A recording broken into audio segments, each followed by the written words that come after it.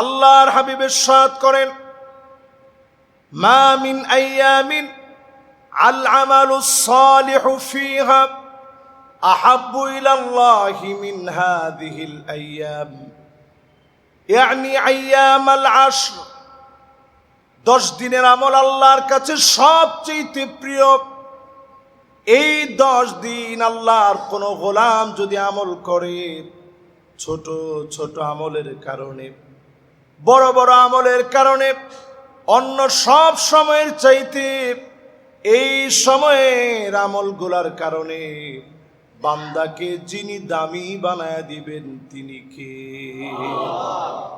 হাদিসটি সহিহ বুখারীতে আসছে, মুসনাদে আহমদে আসছে, তিরমিজিতে আসছে, সহিহ ইবনে হিব্বানে আসছে। অসংখ্য হাদিস গ্রন্থের ভিতরে হাদিসটি আসছে। আল্লাহর কাছে এই সময়টা সবচেয়ে দামি সময়। সময়ের ভিতরে 10 দিন, দিনের দিক থেকে আল্লাহর কাছে এতটাই দামি, এই জমিনের ভিতরে এর চাইতে দামি দিবস আর হতে পারে না। পড়েন আল্লাহু আকবার। এমন একটা সময়ের দিকে যখন আমরা আগাচ্ছি, এমন একটা সময় যখন আমাদেরকে আহ্বান করছে, আমাদেরকে ডাকছে ক্ষমা পাওয়ার জন্য, প্রথম আমলটাই হচ্ছে জিলহজ মাসে আমি আপনি প্রত্যেকে এ মাসের চাঁদ যখন উদিত হবে একটা দোয়া পড়ে নেওয়া। নবীজি যেই দোয়াটা পড়তেন, যদি আপনি আমি আরবিতে না পারি, বাংলায় অন্তত বলার চেষ্টা করি। দোয়াটা কি? নবীজি বলতেন, আল্লাহু আকবার, আল্লাহু আকবার, আল্লাহু আকবার, আল্লাহুম্মা আহিল্লাহু আলাইনা বিল আমনি ওয়াল ঈমান ওয়াস সালামাতি ওয়াল ইসলাম ওয়াত তাওফীকি লিমা তুহিব্বু ওয়া তারদা রব্বি ওয়া রাব্বুকাল্লাহ হিলালু রুশদি ওয়া খাইর। এই দোয়াটার বাংলা অর্থ হচ্ছে আল্লাহর কাছে আমি আপনি বলে নেওয়া, আল্লাহ আপনি সবচেয়ে বড়, আল্লাহ আপনি সবচেয়ে বড়, আল্লাহ আপনি সবচেয়ে বড়। আল্লাহ আপনি আমাকে একটা নতুন চাঁদ দিয়েছেন, নতুন একটা মাস আল্লাহ আপনি আমাকে দান করেছেন। এই মাসের পূর্ণ বরকত আল্লাহ আপনি আমাকে দান করেন, নিরাপত্তার চাদরে বেষ্টিত করেন। এই মাসটাকে আমার জন্য শান্তিময় করে দেন। আল্লাহ চাঁদেরও মালিক আপনি, আমারও মালিক আপনি। এই মাসে পছন্দনীয় কাজগুলা করার তৌফিক দান করেন। যেই কাজে আল্লাহ আপনি খুশি হবেন এমন কাজগুলা বেশি বেশি করার তৌফিক দেন। এই চাঁদটাকে, এই মাসটাকে আমার জন্য কল্যাণকর বানায় দেন। এই দোয়া আল্লাহর যে গোলাম পড়বে, পুরা মাসটাকে আল্লাহ পাক নিরাপত্তার চাদরে বেষ্টিত বানায় দিবে। সুবহানাল্লাহ। জিলহজ মাসের প্রথম আমল চাঁদ নিজে দেখে এই দোয়াটা পড়ে নেয়া। কাজটা সহজ না কঠিন? আমরা এই সুন্নাহটা এখন ছেড়েই দিয়েছি। যদি মেঘাচ্ছন্ন আকাশের কারণে দেখতে না পারেন, অন্তত আপনি ছাদের উপরে উঠলেন, ট্রাই করলেন, যতটুকুন চেষ্টা আপনি করছেন চাঁদটা দেখার জন্য, দোয়াটা তখন পড়লেন। এই পড়ার মধ্য দিয়ে আমার আপনার সওয়াবের একটা দরজা খুলে যাবে। এ মাসকে যিনি বরকতে পরিপূর্ণ করবেন তিনি কে? আল্লাহ। দ্বিতীয় নম্বরে, জিলহজ মাস আসার সঙ্গে সঙ্গে পারলে রোজা রাখা শুরু করবেন। আল্লাহর নবী টানা 9 দিন রোজা রেখেছেন। জিলহজ মাসের শুরু থেকে নিয়ে 9 জিলহজ পর্যন্ত রোজা রাখবেন। এই আমলটা আপনি যদি করেন, আল্লাহর নবীর সুন্নাহ মানলেন, জিলহজ মাসে রমাদানের পরে মোবারক এই জিলহজে বরকতপূর্ণ রোজা রাখার মধ্য দিয়ে আপনার গুনাহগুলা যিনি মাফ করে দিবেন তিনি কে? আরেকটা সুযোগ, রমাদানে আমরা রোজা রাখছি, এই রোজার পরে নফল রোজার একটা সুযোগ, অনন্য সুযোগ আমাদের জন্য। জিলহজে টানা 9 দিন রোজা রাখা। যারা পারবেন নিয়ত করে ফেলবেন যে টানা প্রতিদিন ইনশাআল্লাহ রোজা রাখব। রোজা রাখা কঠিন কিছু না, আপনি শুধু একটু অভ্যাস করেন দেখবেন সহজ হয়ে যাবে। নফল রোজাগুলো রাখার মধ্য দিয়ে আল্লাহর নৈকট্য অর্জন করা যায়। আকরাবু মা ইয়াকুনুল আবদু মির রাব্বিহি, আল্লাহ সবচেয়ে নিকটবর্তী হওয়া যায় ফরজ মানার পরে। নফল ইবাদত যারা করবে তাদেরকে যিনি সবচেয়ে নিকটবর্তী বান্দা বানায় দিবেন তিনি কে? এই জন্য 2 নাম্বার আমল, টানা 9 দিন পারলে রোজা রাখবেন জিলহজ মাসে। 3 নাম্বার আমল নবীজি আমাদেরকে শিখিয়ে দিলেন, ফাআকসিরু ফীহিন্না আত-তাকবীর ওয়াত-তাহলিল ওয়াত-তাহমিদ। এই জিলহজ মাসের মুবারক সময়ে 3টা জিকির বেশি বেশি করা। বলেন কয়টা জিকির? সবাই বলি কয়টা? 1 নাম্বার জিকির হবে তাকবীর। তাকবীর মানে আল্লাহু আকবার। তাকবীর মানে কি? দেখবেন ফিলিস্তিনের ছোট ছোট বাচ্চা জালেমের জুলুমের শিকার হয়ে তারা দেখবেন স্লোগান দেয় তাকবীর আল্লাহু আকবার, তাকবীর আল্লাহু আকবার। এই তাকবীরটা বেশি বেশি দিবেন। জিলহজ মাসের চাঁদ দেখার পর থেকে এই তাকবীর শুরু হয়ে যাবে। আল্লাহু আকবার, আল্লাহু আকবার, আল্লাহু আকবার, আল্লাহু আকবার, যত পারেন বলবেন। এরপরে তাহলিল, লা ইলাহা ইল্লাল্লাহ, লা ইলাহা ইল্লাল্লাহ বলার চেষ্টা করবেন। ফায়দাটা কি? লা ইলাহা ইল্লাল্লাহ যদি আপনি একবার বলেন, নবী আলাইহিস সালাতু ওয়াস সালাম বলছেন জাদ্দিদু ঈমানাকুম, তোমরা তোমাদের ঈমানটারে একটু নতুন করো। তো সাহাবায়ে কেরাম বিনয়ের সঙ্গে প্রশ্ন করলেন, নবী কাইফা নুজাদ্দিদু ঈমানানা, ঈমানটারে আমরা নতুন বানাবো কেমনে? নবীজি সাল্লাল্লাহু আলাইহি সাল্লাম বললেন, কাসসিরু যিকরা লা ইলাহা ইল্লাল্লাহ। লা ইলাহা ইল্লাল্লাহ তুমি যদি বারবার বলো তোমার ঈমানটা নতুন হবে। আল্লাহু আকবার। আমরা আমাদের ঘর বাড়ি একটু রংটা যদি, চুনাটা যদি ডিস্টার্ব হয়ে যায়, এটাকে আমরা সংস্কার করি। প্লাস্টার যদি খসে পড়ে, এটাকে আমরা সংস্কার করি। ঈমানকে যদি আপনি সংস্কার করতে চান, তাজদীদ করতে চান, নতুন করতে চান, লা ইলাহা ইল্লাল্লাহ বেশি বেশি পড়া। বলেন কি পড়ব? এর দ্বারা আল্লাহ তাআলা ঈমানটাকে নতুন করে দিবে, নবায়ন করে দিবে। শুধু নতুন নবায়ন করবে না, আমাদের মনের ভিতরে শয়তান কত রকমের ওয়াসওয়াসা ঢুকায় দেয়। এই ওয়াসওয়াসার কবলে পড়ে কখনো কখনো আমরা ঈমান হারা হয়ে যাই। ফিতনা ফাসাদের এই সময়ে আমরা যে গুনাহের কাজ করি, কখনো কখনো ঈমান হারা হয়ে যায়। এই ঈমান হারা অবস্থায় আপনি যখন লা ইলাহা ইল্লাল্লাহ বলবেন, ঈমানটাকে আল্লাহ তাআলা আবার নবায়ন করে দিবে। আল্লাহু আকবার। এই জন্য 3 নাম্বার কাজ, নবী আলাইহিস সালাতু ওয়াস সালামের হাদিস অনুযায়ী এই সময়ে তাহমিদ, আল্লাহর প্রশংসা আদায় করা, আলহামদুলিল্লাহ বেশি বেশি বলা।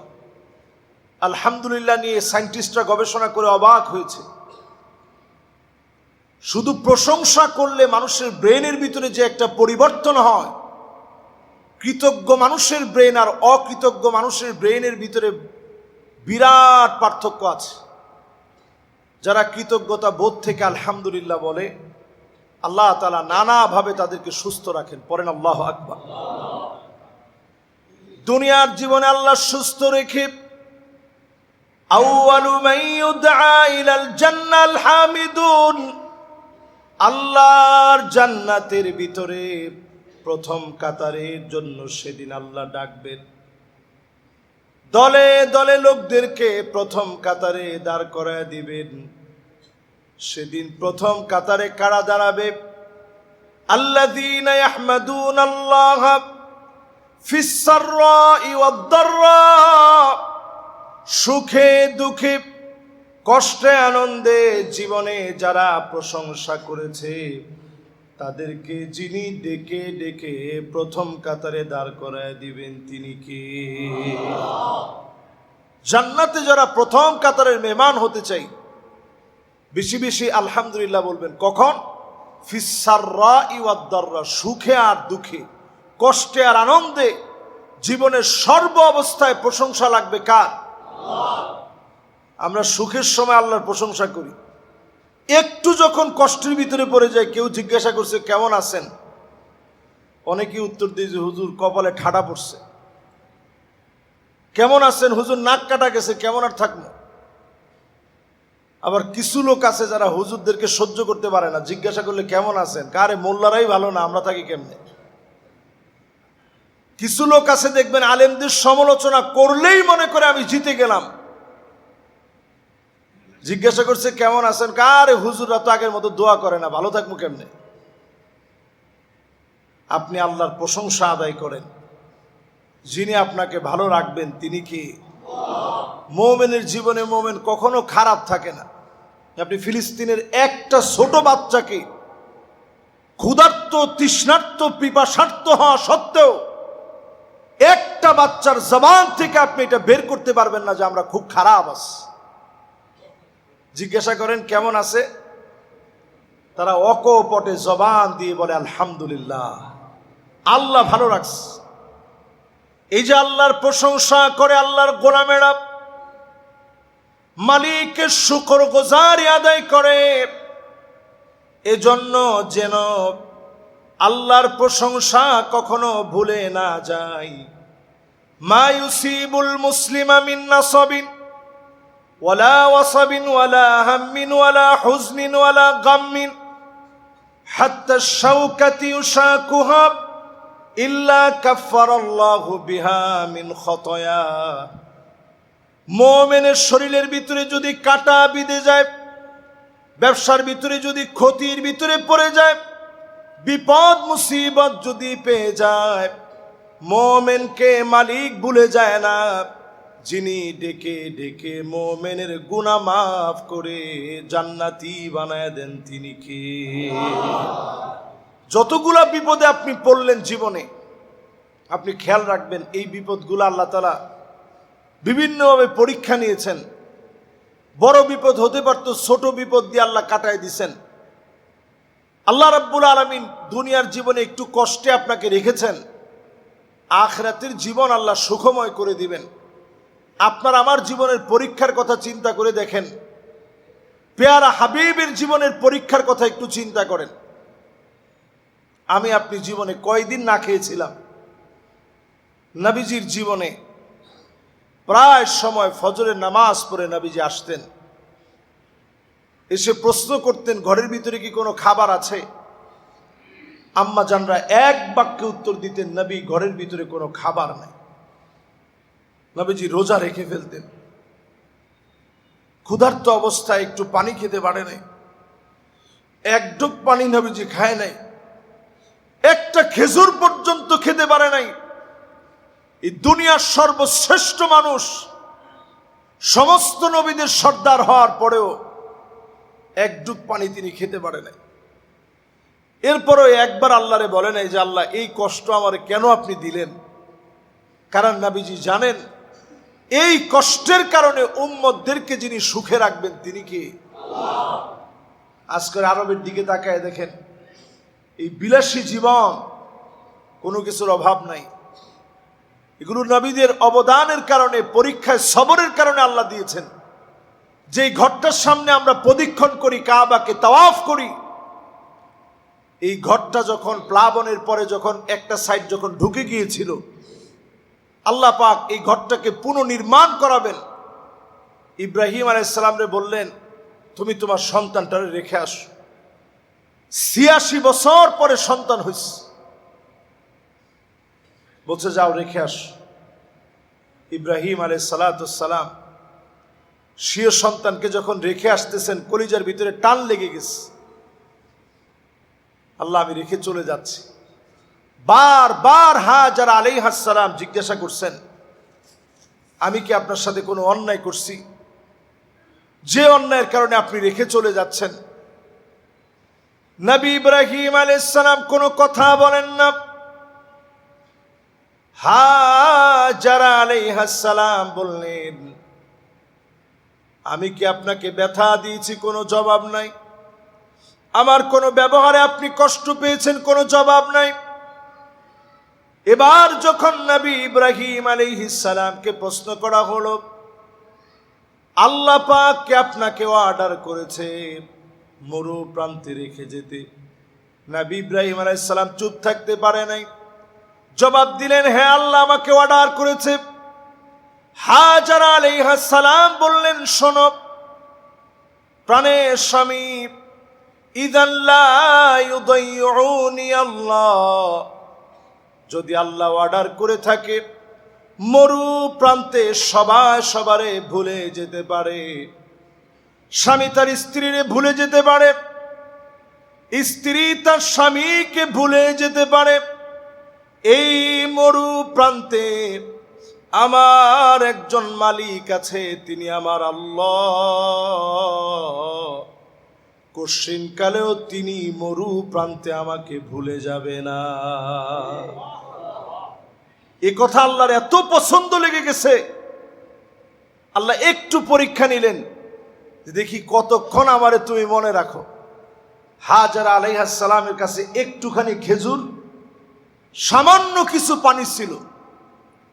ফুরিয়ে যাওয়ার পরে শিশু বাচ্চা যখন ক্ষুধার যন্ত্রণায় ছটফট করছে, মায়ের বুক থেকে যখন খাদ্য বন্ধ হয়ে গেছে, হাজারা আলাইহাস সালাম পানির জন্য ছুটাছুটি শুরু করছে। এই সাফা আর মারওয়াতে যেখানে আমরা এখন দৌড়াই, সবুজ বাতি দেওয়া আছে, দেখছেন না আপনারা? এই সবুজ বাতি দেওয়া জায়গাটা এখন আমরা দৌড়াই। এই জায়গায় গিয়ে মা দৌড় মেরেছে, আল্লাহর কাছে এত পছন্দ লেগে গেছে। আজ অবধি হাজিদের জন্য কাজটাকে আল্লাহ আবশ্যক বানায় দিয়েছে। আল্লাহ,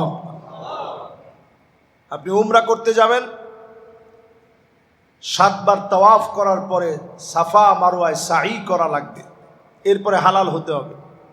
হজ করতে যাবেন, এই জায়গায় আপনাকে দৌড়াইতে হবে।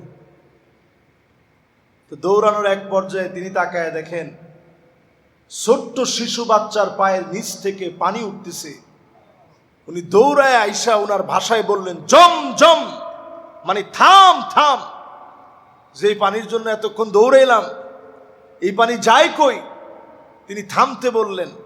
আল্লাহ তাআলা নির্দিষ্ট একটা জায়গার ভিতরে এমন পানি দিলেন, সেকেন্ডে সেকেন্ডে এত এত লিটার পানি উঠানো হয়, কিন্তু পানির লেয়ার সামান্য একটু নিচে নেমে গেলে মুহূর্তের ভিতরে আল্লাহ তাআলা আবার এটা পরিপূর্ণ করে দেন। সুবহানাল্লাহ। যেই পানি নিয়ে গবেষণা করে বিজ্ঞান অবাক, খাদ্যের যে উপাদান আছে, ভিটামিন বলেন, আমিষ বলেন, শর্করা বলেন, প্রোটিন বলেন, এগুলা খাইলে যেমন আমরা শক্তিশালী হই, ক্ষুধা নিবারণ হয়, শুধু এই পানিটার ভিতরে খাদ্যের সব উপাদান আল্লাহ তাআলা দিয়ে রেখেছে। সুবহানাল্লাহ। আপনি নিজে ট্রাই করে দেখেন, জমজমের পানি শুধু খাবেন, খালি যদি আপনি পানি খান কলের পানি, বেশিক্ষণ আপনি ঠিক থাকতে পারবেন না, মাথা ঘুরাবে। একদিন যদি পুরা দিন আপনি নিয়ত করেন যে ভাত না খেয়ে, প্রোটিন না খেয়ে, আমিষ না খেয়ে শুধু পানি খাবেন, একটা পর্যায়ে গিয়ে দেখবেন আপনার পেট খারাপ হয়ে যাবে, মাথা প্রচন্ড ধরে যাবে, আপনি ঠিক থাকতে পারবেন না। কিন্তু জমজমের পানি এমন পানি, আপনি পুরা দিন যদি নিয়ত করেন শুধু পানি খেয়ে থাকবো, এই পানি খেয়ে আপনি থাকতে পারবেন। বলেন আল্লাহু আকবার। এটা এমন পানি।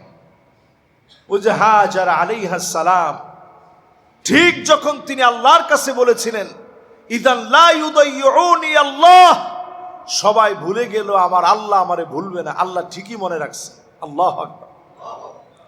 এই জিলহজ মাসের মোবারক বরকতপূর্ণ আরো একটি আমল হচ্ছে, যারা নিয়ত করছেন কুরবানি দিবেন, মান আরাদা আহাদুকুম আইয়ুদহি, যে ব্যক্তি নিয়ত করে ফেলেছে আমি কোরবানি দিব, সেই লোকটা আজ থেকে, যখন জিলহজ মাসের মোবারক, আজকে থেকে না, জিলহজ মাসের মুবারক চাঁদ যখন দেখা দিবে সেই সময়ের আগেই আপনি আপনার চুল কেটে ফেলবেন, আপনি আপনার নখ কেটে ফেলবেন, আপনি আপনার মুছটাকে সাইজ করে ফেলবেন। অবাঞ্ছিত যে লোমগুলো আছে এর আগে আপনি পরিষ্কার করে ফেলবেন। জিলহজের এই 10 দিন মুবারক সময় কোরবানি করার আগ পর্যন্ত আপনি আর নখ কাটবেন না, চুল কাটবেন না, গোঁফ ছোট করবেন না, অবাঞ্ছিত কোনো লোম আপনি কাটবেন না। এটা আপনি ছেড়ে দিবেন। নবী সাল্লাল্লাহু আলাইহি সাল্লাম ছেড়ে দিয়েছেন। বাচ্চাদেরকেও আপনারা এই সময়টাতে, যেহেতু কোরবানির সময়, যারা কোরবানি দিতে পারেন না তারাও নিয়ত করে আমল করবেন যে আল্লাহ আমি তো কোরবানি দিতে পারলাম না, কিন্তু জিলহজের বরকতপূর্ণ সময়ে নবীজি এই আমলটা করছে, আল্লাহ আপনি আমার অন্তত সওয়াবটা দিয়েন। আমি কোরবানি দিতে পারি নাই কিন্তু আমলটা করছি, আল্লাহ আপনি সওয়াব দিয়েন। আল্লাহ নফল ইবাদতের ভিতরে দান সদকা হতে পারে, পরের উপকার হতে পারে, রাস্তার মধ্যে কষ্টদায়ক একটা বস্তু আছে সরিয়ে দেওয়া হতে পারে। এই প্রত্যেকটা কাজ একজন মুমিনকে দেখে আপনি হাসি দিলেন, হাসি দিছেন তাকে ক্রিটিসাইজ করার জন্য না, হাসি দিছেন তার সাথে সুন্দর ব্যবহারের অংশ বিশেষ, এটাও সাদাকা হবে। একজন রিক্সা চালক, তার রিক্সায় আপনি উঠলেন, যাওয়ার পরে আপনি 5টা টাকা বাড়ায় দিলেন। এই জিলহজ মাসের বরকতপূর্ণ সময়ের দাবিতে 5টা টাকা বাড়ায় দিলেন যে নাও 5টা টাকা বেশি রাখো। তার মনটা একটু খুশি হবে যে লোকটা আমারে 5টা টাকা বেশি দিস। নবী আলাইহিস সালাম বলছেন, ইন্না মিন আবাররিল বির আই ইউদখিলা সুরুর ফি কলবি আহাদিকুম। এই যে আরেকজনের মনে আপনি একটু আনন্দ প্রবেশ করিয়ে দিয়েছেন, এটা ওই দিনের ভিতরে সবচেয়ে সওয়াবের কাজ হিসাবে গণ্য হবে। বলেন আল্লাহু আকবার। এই কাজটা আমরা করব। ঘরের মধ্যে গিয়ে স্ত্রীদের কাজের মধ্যে সহযোগিতা করব, সন্তানদের সঙ্গে সময় কাটাবো। আমরা কথাবার্তা যখন স্ত্রীদের সঙ্গে বলি তখন আমরা উচ্চবাচ্য রাগ না করে বরং সুন্দর কথা বলবো। এই সময়টা বরকতের সময়, এই সময় ট্রেনিং বিল্ড আপের সময়। জিলহজের মুবারক মাসে আল্লাহ তাআলা এটাকে নিষিদ্ধ মাস বানিয়েছেন। ঝগড়া করা, বিভেদ করা, বিচ্ছেদ করাকে আল্লাহ তাআলা হারাম বানায় দিয়েছেন। আরবের লোকেরা সেই জামানায়, ইসলামের পূর্ব সময় থেকে নিয়ে এই সময় আসলে অস্ত্রগুলা সব তারা খাপের ভিতরে প্রবেশ করিয়ে ফেলতেন। মারামারি, দাঙ্গা হাঙ্গামা সব ভুলে যেতেন। তাদের চরিত্র যদি এই হয় তাহলে আমাদের চারিত্রিক পরিবর্তন কেমন হওয়া উচিত চিন্তা করেন। এজন্য এই মুবারক সময়ে মারামারি, কাটাকাটি, হানাহানি, ভেদাভেদ সব আমরা ভুলে যাব।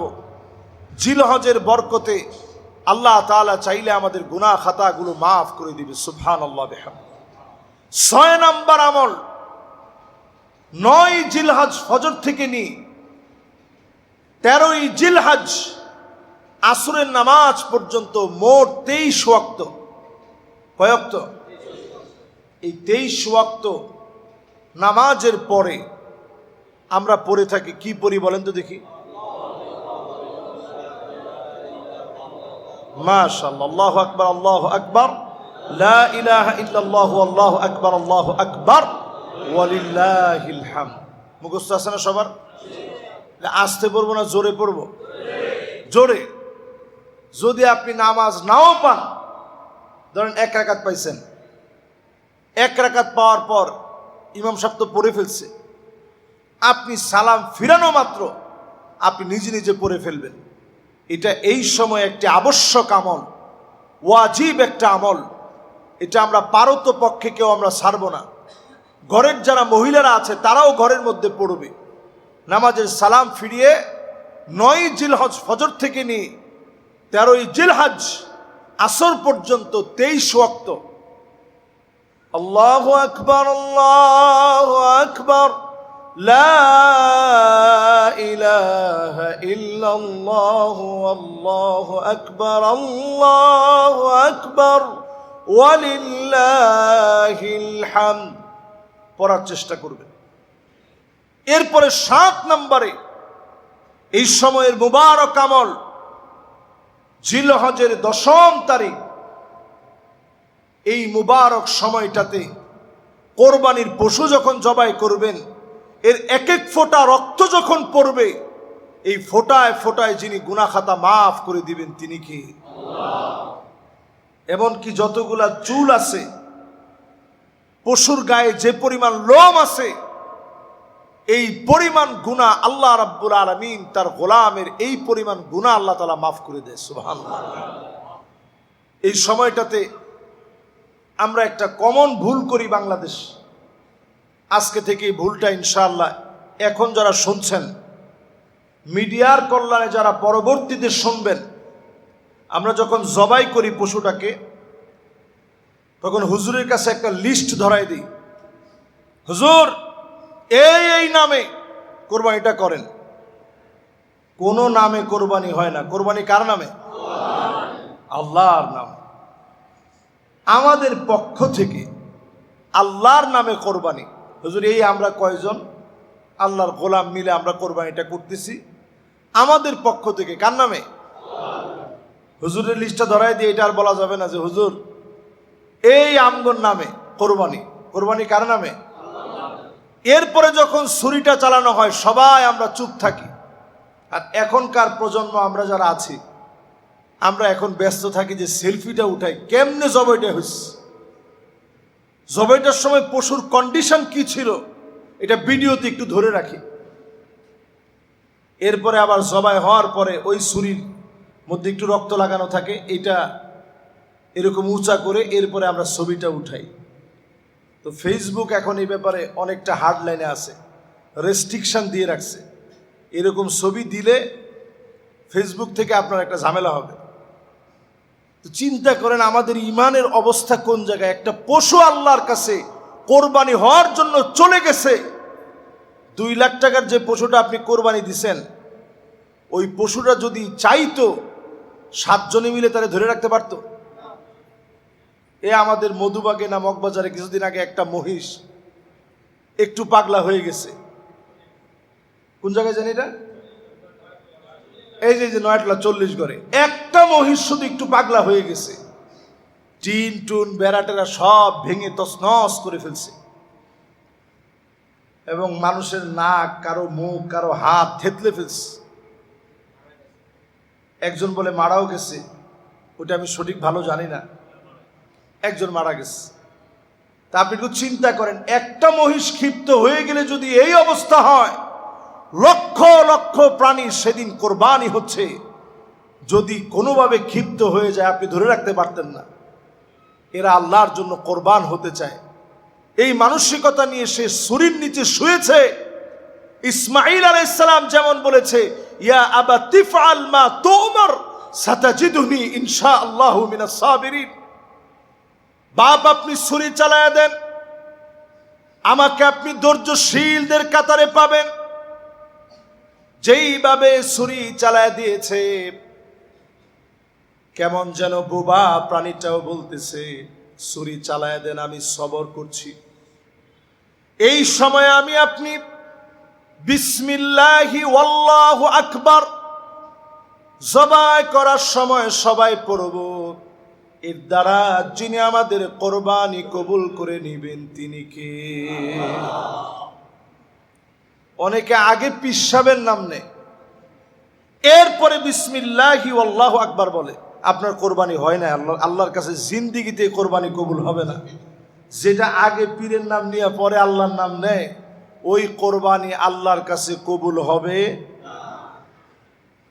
এরপরে আমরা বলি বিসমিল্লাহি আল্লাহু আকবার। হাদিসের মধ্যে আসছে বিসমিল্লাহি ওয়াল্লাহু আকবার, এখানে একটা ওয়াও যুক্ত আছে। ওটা দিলে অর্থের ভিতরে প্রাঞ্জলতা আরো বেড়ে যায়। শুরু করছি আল্লাহর নামে, এবং আমার আল্লাহ সবচেয়ে বড়, বলেন আল্লাহু আকবার। আর আপনি যখন বলবেন বিসমিল্লাহি আল্লাহু আকবার, শুরু করছি আল্লাহর নামে, আল্লাহ বড়। আর যখন এবংটা দিবেন তখন ভাষার আধিক্যতা প্রকাশ পাবে, এখানে শব্দের প্রাঞ্জলতা বেড়ে যাবে, শক্তিশালী একটা ওয়াও এখানে যুক্ত আছে। আমরা এটা সহজ করার জন্য বলি বিসমিল্লাহি আল্লাহু আকবার।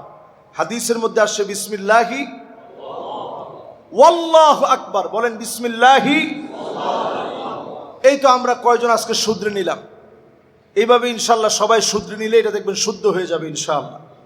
এরপর 8 নম্বরে মোবারক জিলহজ মাসে আমরা আরাফার দিবসের রোজা একজনও আমরা মিস করব না। প্রত্যেকে অন্তত আরাফার দিবস 9 জিলহজ ওকুফ ও আরাফা, হাজী সাহেবরা যখন আরাফার ময়দানে অবস্থান করবে, আমার দেশে যখন 9 জিলহজ, এটা নিয়ে বাংলাদেশে একটা বিতর্ক হয় প্রতি বছর যে 9 জিলহজের রোজা রাখবো না আরাফার দিবসের রোজা রাখবো। আমি এই ক্ষেত্রে বলি, আপনি টানা জিলহজের প্রত্যেক দিন রোজা রাখেন, এটাও তো হাদিস দিয়ে প্রমাণিত। আমাদের দ্বন্দ্ব কলহ করা কোনো দরকার নেই। টানা জিলহজের 9 দিন রোজা রাখেন, শুধু ঈদের দিন ছাড়া এই সময়টাতে আপনি রোজা রাখেন। নবী আলাইহিস সালাতু ওয়াস সালাম বলেন, যদি কেউ আরাফার দিবসের রোজা রাখে, সিয়ামু ইয়াউমে আরাফা, আরাফার দিবসের রোজা যদি আল্লাহর কোনো গোলাম রাখে, আহতাসিবু আলাল্লাহি আইয়ুকাফিরা সানাতাল্লাতী ক্বাবলাহু ওয়াস সানাতাল্লাতী বা'দাহু, আমি আল্লাহর কাছে আশা করি আগের 1 বছর পরের 1 বছরের গুনাহ আল্লাহ মাফ করে দিবেন। আল্লাহু আকবার। এই মুবারক আরাফার দিবসের রোজা কারো যেন মিস না হয়। 9 নম্বরে এই মুবারক জিলহজের বরকতপূর্ণ সময়ে যারা আমরা হজে যেতে পারি নাই, আল্লাহর কাছে আমরা অন্তত দোয়া করতে থাকি, আল্লাহ এই সময়ে আপনি ভালো ভালো কাজ করান, এই সময়ে বেশি বেশি কল্যাণকর কাজ করান, আল্লাহ বেশি বেশি সওয়াবের কাজ করান। হাজী সাহেবরা যখন এক একটা জায়গায় অবস্থান করবে, আপনি নিজে মনের ভিতরে আনতে থাকেন যে আল্লাহ এই জায়গায় যদি আমি যেতে পারতাম, মুজদালেফায় যদি আমি থাকতে পারতাম, আল্লাহ আমি যদি আরাফার ময়দানে যেতে পারতাম, মিনায় যদি অবস্থান করতে পারতাম। হতে পারে তাসদীকুন নিয়া, মনের এই পরিশুদ্ধ নিয়তের কারণে আল্লাহ তাআলা আপনাকে হজের তৌফিক দিবেন। যদি তৌফিক নাও পান, নিয়তের কারণে আল্লাহ তাআলা সওয়াব দিয়ে দিবেন। সুবহানাল্লাহ। এই জিলহজ মাসের শেষ 10ম আমল, এই সময়টা খানা পিনার সময়, আইয়ামু আকলিন ওয়া শুরবিন। জিলহজ মাসের শেষ সময়টা, ঈদের পর থেকে আইয়ামে তাশরিকের সময়টা খানা পিনার সময়। এই সময়ে খানা পিনা করবেন। নবী সাল্লাল্লাহু আলাইহি সাল্লাম খানা পিনা করতে বলছেন, আইয়ামু আকলিন ওয়া শুরবিন ওয়া তাহমিদিন। এই সময়টা খানা পিনা করবেন, আরেকজনকে খানা খাওয়াবেন। পরেই নবীজি বলছেন প্রশংসা করবেন আল্লাহ। খানা খেয়ে আপনি আল্লাহর প্রশংসা ছাড়া উঠে যেয়েন না। খানা খাওয়ার পরে আল্লাহর প্রশংসা করবেন, আলহামদুলিল্লাহ বলবেন, নিজে মেহমান হবেন, আরেকজনকে দাওয়াত দিবেন। আল্লাহ রাব্বুল আলামিন আমাদেরকে তৌফিক দান করুক, পড়েন আমিন। আপনারা জানেন নিশ্চয়ই, আমাদের এই মসজিদের সম্মানিত ইমাম, সুযোগ্য ইমাম, যিনি মসজিদকে এত দূর সাজানোর পিছনে সবচেয়ে অক্লান্ত পরিশ্রম করেছেন, যার খিদমত আজও এই দিলু ব্যাপারী মসজিদের প্রান্তে প্রান্তে লেগে আছে। আমি হুজুরের হাত ধরে বহুবার এই মসজিদে আসছি, বহুবার, 1বার 2বার না। আমার সরাসরি উস্তাদ ছিলেন মরহুম মাওলানা ইদ্রিস আলী সাহেব রহমতুল্লাহ আলাই। আমি ওনার জন্য আপনাদের কাছে দোয়া চাই। উনি ইন্তেকাল করেছেন, আপনারা সকলে জানেন। এমন ইন্তেকাল হয়েছে, কালেমার তালকিন হতে হতে দুনিয়া থেকে তিনি বিদায় নিয়েছেন। এই মসজিদের খিদমতে 48টা বছর তিনি এই মসজিদে খিদমত করছেন। এটা সাধারণ কথা না। 48টা বছর জীবনের এক মসজিদে কাটানো, এটা সাধারণ বিষয় না। এটা একটা মানুষের ব্যক্তিত্বের পরিচয়ক। তিনি দীর্ঘদিন খিদমত করেছেন। গত সোমবারে একটা 25 মিনিটে হসপিটালে চিকিৎসারত অবস্থায় তিনি ইন্তেকাল করেছেন। ইন্না লিল্লাহি ওয়া ইন্না ইলাইহি রাজিউন। আমাদের সবার পক্ষ থেকে একটাই কথা, আমরা সবাই হুজুরের জন্য দোয়া করব। উনি আমার সরাসরি উস্তাদ। এরকম শুধু আমি না, এরকম হাজার হাজার ওনার ছাত্র আছে। উনি আমাদেরই প্রতিষ্ঠান নয়াটোলা AIUN কামিল মাদ্রাসায় তিনি একেবারে রিটায়ার্ড করার আগ পর্যন্ত তিনি ছিলেন সুনামের সাথে। তো আলহামদুলিল্লাহ, আমরা আমাদের মসজিদ থেকে আর কিছু না পারলেও ওনাকে ভালোবাসা আমরা দিয়েছি, আমরা দোয়া করব ওনার জন্যে, ওনার রুহের মাগফিরাত কামনা করব। আজকে ইনশাআল্লাহ দোয়া হবে। আপনারা সলাতুল জুমার পরে আপনারা ইনশাআল্লাহ দোয়ায় অংশগ্রহণ করবেন। নামাজের পরপরই আমরা দোয়া করব এবং আপনারা প্রত্যেকে ওনার জন্য ব্যক্তিগতভাবে দোয়া করবেন। যদি কোনো দেনা পাওনা ওনার থেকে থাকে, হতে পারে 48টা বছরে কেউ যদি কোনো পাওনাদার হয়ে থাকেন, ওনার সন্তান আছে মাওলানা আনাস মাদানী হাফিজাহুল্লাহ ওয়া রাআহ, তিনিও মাশাআল্লাহ সুযোগ্য একজন আলেম, মদিনা বিশ্ববিদ্যালয় থেকে পড়েছেন। ওনার কাছ থেকে আপনারা যদি কোনো দেনা পাওনা থেকে থাকে আপনারা নিয়ে নেবেন, আর যদি ক্ষমা করে দেন আল্লাহর হস্তে আপনারা ক্ষমা করে দিবেন। আমি নিজে ওনার ছাত্র হয়ে আপনাদের কাছে ক্ষমা চাচ্ছি, পাশাপাশি দোয়াও চাচ্ছি। আমাদের মসজিদ কমিটির বর্তমান যারা মসজিদ কমিটিতে আছেন ওনারা দোয়ার আয়োজন করেছে, আপনাদের জন্য সামান্য মিষ্টি মুখের ব্যবস্থা রাখবেন। নামাজের পরে যাদের সুযোগ হবে আপনারা ইনশাআল্লাহ অংশগ্রহণ করবেন। আল্লাহ তাআলা তৌফিক দান করুক, আমিন।